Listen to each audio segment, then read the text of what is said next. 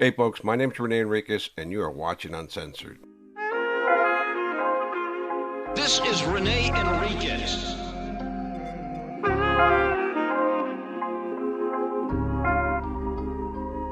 Nickname Boots. Black Hand of the Mexican Mafia. Prison gang politics. Hey folks, my name's Rene Enriquez and you are watching Uncensored. So we got another smoker for you today. In fact, it's so hot, it's a humdinger. We wanted to kick your week off right and just bring out some unprecedented stuff, right? So we're going to talk about Hazard, but the case isn't really about Hazard that I'm going to talk about. This is going to go into a long series of calls and documents that were involved in a case called Operation Hat Trick and Operation Stepbrother out of Ventura County that revolved around Joker Gonzalez, Danny Pina, and Melissa Gonzalez. But there's a whole backstory behind it. But we all know about Hazard, right? Hazard Grande, right in Ramona Gardens, previously controlled by Rocky Luna and Champ Reynoso. Those are the two big guys that everybody knew, right? Everybody knew that. In fact, Champ Reynoso was kind of like the godfather of Hazard in the feds, right? He was the top commissioner for years and years and years, and nobody questions his authority. There was no infighting, no politicking. I mean, he ran a smooth ship. He was a Don Cardenal and Rocky as well. Rocky was known as the godfather of Hazard. They used to call him the godfather. And I've been down there many a time with him and Widow Shai. I've been to his house, met his girlfriend Carmen, got high with him there. Every time I paroled, I went down there. But times have changed, right? And there are three members from Hazard now. Danny Pina, Joker Gonzalez, and Cricket Jackson. Danny Pina and Joker Gonzalez are in state custody, CDCR. And Cricket Jackson's in the feds. Condolences to him and his family for the loss of his mother. We heard that Cricket Jackson's mother passed away in the recent past, so we express our condolences to the family. But everybody knows that Danny Boy is the big dog. Danny Boy is the big dog. He's got the most juice in the organization of all these three members from Hazard. And Danny Boy's put in work. He's been in years and years, decades. He's been around for decades. I always liked Danny. Danny was easygoing, smooth, intelligent, but Danny's a bit of a politicker. In fact, Danny's a real politicker, but he does it circumspectly, right? And he'll lead a campaign for years. In fact, I've let you listen to clips before about Danny Pina when he's politicking on Popeye, and that was years before Popeye's elimination. Danny has kind of like a sixth sense on which campaigns to jump on, and he's a smooth tactician, well respected in the organization. One of the Cardenales with the most juice in California. But he's this quiet guy. He sits in the background. Not so much on the phone. But Danny Boy doesn't have chorro of the mouth. He doesn't. He just doesn't, right? There's a difference between just spewing everything out and Danny stating it as he stated, like, hey, we know that they're wiretapping the phones. And I'm going to paraphrase. But it's the cost of doing business. In order to do business, I have to speak. So that's Danny's position. Danny's got LWOP. He had a murder when he went to prison originally, and then he picked up the murder of Mo Ferral in Folsom State Prison. And then he picked up another case. And I'm sure it's not going to be the last case for Danny or any of these gentlemen. But as it stands, Danny Boy is kind of the key figure in Hazard now. Joker's his business partner, and I've run calls for you between him and Joker talking about dividing up the county jail, and Danny wanted to stay in the background, and that's kind of his persona. Like, Danny's a moneymaker. Danny's straight business. He's that way in the M-Man, he's that way in all business deals, right? And we have some calls that we're going to run of Danny speaking with his crew. Specifically, this entails an indictment under 186.22. It was a beat count. So it's done for the benefit, direction, and association with the Mexican Mafia. I mean, there's all kinds of enhancements, right?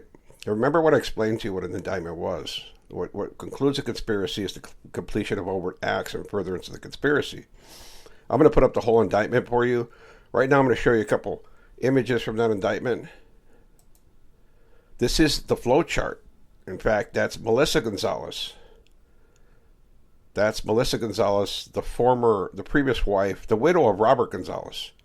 That's Joker's brother who was killed. That's Danny Pina. I don't know any of these other people at all, but that's the flow chart established by the district attorney. This was presented to the grand jury as part of the evidence, right? And we'll put up everything. We'll put up everything for you to check out and see how complex this was. Danny had a really good network that he established, utilizing women to transport product to Colorado and Alaska. And he was making a ton of money. And he was utilizing all these people. In fact, Melissa was the key secretary for them. She was a tia. But this is the flow chart, and you're going to hear conversations, particularly with this individual here, 24. It's who they call 24, and a couple of other individuals. Let's get to the indictment. This is the official indictment from Gregory D. Totten, district attorney, and David Russell, deputy district attorney. I actually testified in the grand jury in this case. And you'll see that these are the defendants: Daniel Michael Pena, Danny Boy, and then Melissa Gonzalez. But no Joker. Joker didn't get indicted on this. He was wrapped in it. He was wrapped all around it, but he didn't get indicted. But right here it says, notice is hereby given that on April 6, 2017 at 9 a.m. or soon thereafter, as the matter may be heard, the people of the state of California, by and through their attorneys, Gregory D. Totten, district attorney, and David Russell, deputy district attorney, will move the court for leave to file an amended indictment in the above entitled action. Said motion is based on the following points and authorities, and any additional points and authorities provided at the time of the hearing and or oral argument the people may wish to present at the time of the hearing. This is a grand jury. This is going to the grand jury. This is a list of the defendants again. Notably, Joker is not listed as a defendant. He wasn't indicted in this. I don't know why, but he didn't get indicted. But it shows the counts, right? It goes through all these different counts. I counted 16 counts. But each one, and right here it says on or about April 20th, 2016, July 21st, 2016, in the above named judicial district, the crime of conspiracy to commit a crime in violation of 182A1, a felony, was committed by Daniel Michael Pena, Federico Diaz, and Andres Felix, and Jose Humberto Rosinas, and Raul Guerrero, and Karina Munoz, who did unlawfully conspire together and with another person or persons whose identity is unknown to commit the crime of sale of cocaine in violation of 1135-2A of the Health and Safety Code, and in furtherance of the conspiracy, the said defendants and co-conspirators committed the following overt acts in the county of Ventura. And this is what establishes a conspiracy. Overt acts. Like overt act 1, there's an initial overt act, going to a meeting, making a call, making a plan, whatever it is, right? But here it is, overt act 1, on or about April 22nd, 2016, Daniel Pena spoke to Andres Felix regarding the prices related to transportation of cocaine from California to Colorado by Cliff Rodriguez. Then there's overt act 2, on or about April 26, 2016. Daniel Pena spoke with Andres Felix to direct the supply of cocaine from Felix to Cliff Rodriguez for the transportation from California to Colorado. And it goes on and on and on for each count. Each count has a series of overt acts that complete the conspiracy. And this is one of the last pages, right? And they have the witness list here. Jeremy Bramlett was just I believe he was just a task force officer at the time. He might have just been a deputy sheriff, but I heard now he's a captain. So big props to Jeremy Bramlett, Captain Bramlett. Congratulations. John Castaneda was a senior special agent in the SSU, and one time my handler for the SSU.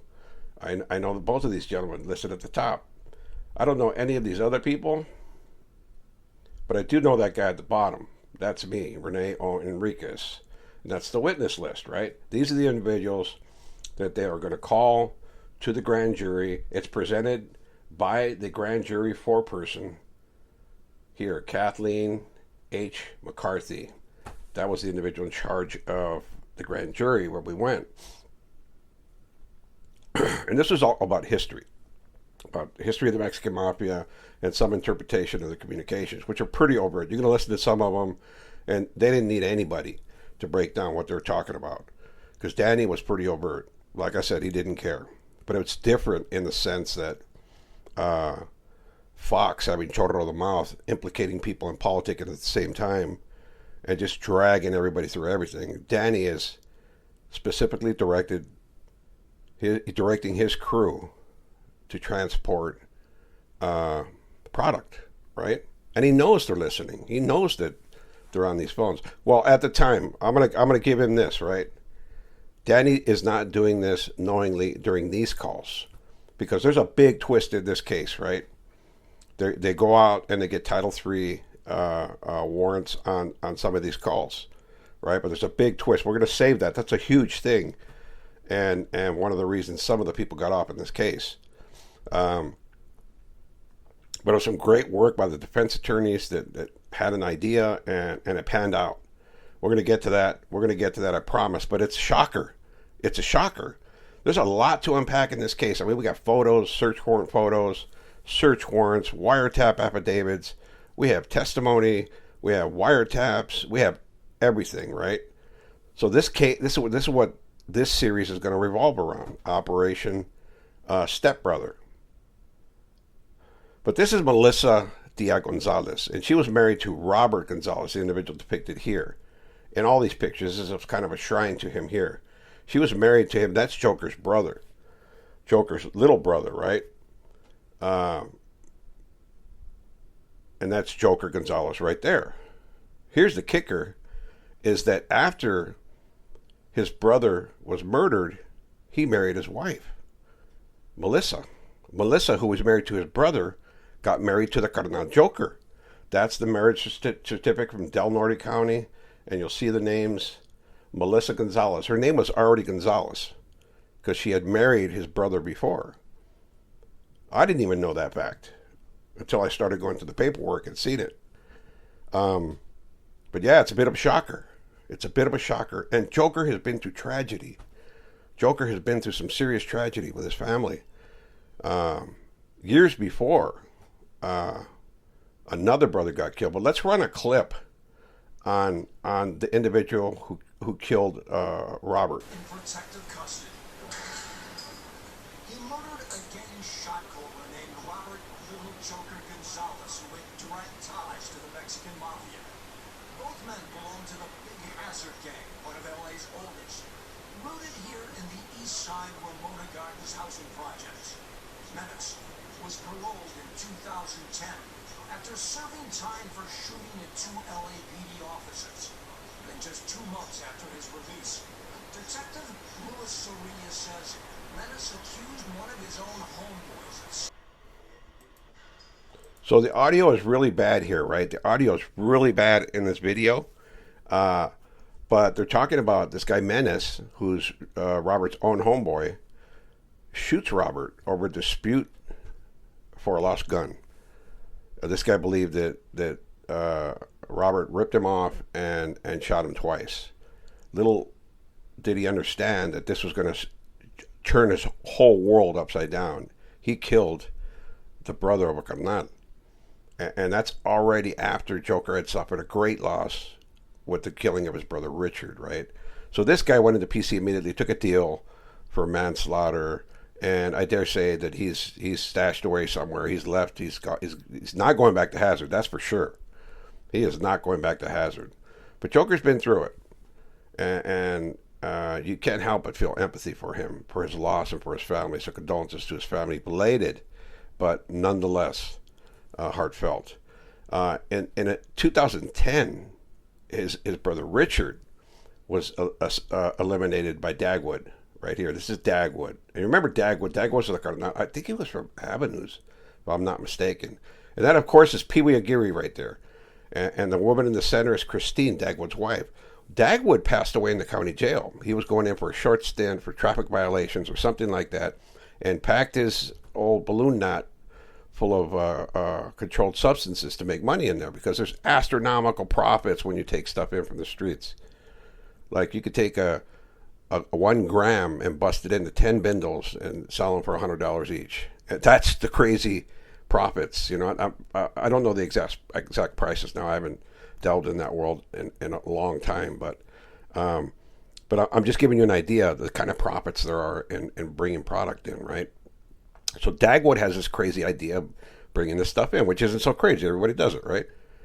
And while he's in his cell in high power, the balloons rupture inside his colon, and he overdoses immediately. Boom, he's gone. He dies. But that's Pee Wee right there with Dagwood. Dagwood stabbed Joker's little brother multiple times in a dispute over Hazard. They went there to talk and have some resolution, but it got out of line. They got out of line with Dagwood, and Dagwood did what he had to do, right? He didn't know that was Joker's brother. He did not know that was Joker's brother at all. He just knew that this guy's from Hazard. They had already shot at China Boy. They had shot at Smilon. And Smilon created all this mess. Smilon, David Gallardo. We'll get to him in a second, right? He created all this mess. And unfortunately, Joker's little brother was stabbed to death. That's Smilon Gallardo. And I remember in 1995. In 1995, we went down to the trial for the RICO case, the first RICO case, United States of America versus Alex Aguirre et al. There were about 13 made members on that bus. And we discussed Smilon. And I remember specifically Danny and Joker huddling, right? And I offered my services to him. I told him, look, I got a knife and I got a key. If we get next to him, you know, let's do it, you know. And Joker was non-committal. He was very quiet about it, and it told me the determination in his face. I already knew what they were going to do. Danny and Joker were going to do this, and they were going to do it by themselves. They didn't want help. They didn't want anything. They probably would have asked me for my knife and key if we got next to it, but they kept us in West Valley Detention Center.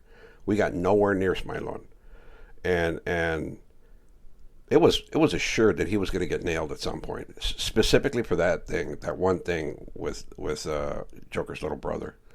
He's the cause of all the chaos of Hazard getting put on the green light list. It had never been through anything like that before Smilon, ever. That was a solid hood, still is a solid hood. But Smilon had poor leadership skills. He was power hungry. He was megalomaniacal, and he put in a lot of work, and that's what he thought it was about, just putting in work and eliminating people. But it really wasn't. It really wasn't. It was his job to cultivate those homeboys that resisted him. It was his job as a leader to go in there and smooth it out, not just pull a trigger or have people pull triggers against them. In fact, they resisted him so much they shot at him. They were trying to peel his cap, and that's the truth. But had he survived long enough to get around Joker and Danny Boy, I can bet my bottom dollar he would have got nailed.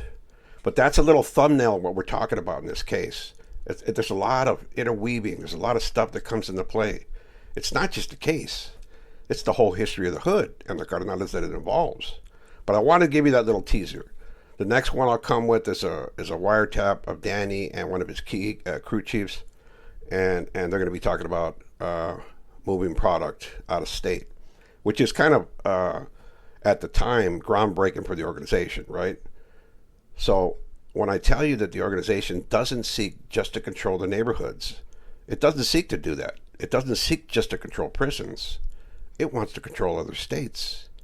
It wants to control other gangs in other states, and it is doing so. This is years and years ago, like 9 years ago, easily 9 years ago. And just think where they are now, where they progressed. With a progressive thinker like Danny Pina, he's an intelligent man, and an eager carnal like Joker, joining forces. I think the sky's the limit for these guys. But I wanted to give you that little historical breakdown of these players. We're going to get to the wiretap soon. We're going to break down this entire case for you. That's a series coming up next. And that's your teaser for the day, folks. With that said, be sure to hype this video. Hype. Leave a comment. Thumbs up. And as always, stay safe. Peace out. This is Rene Enriquez.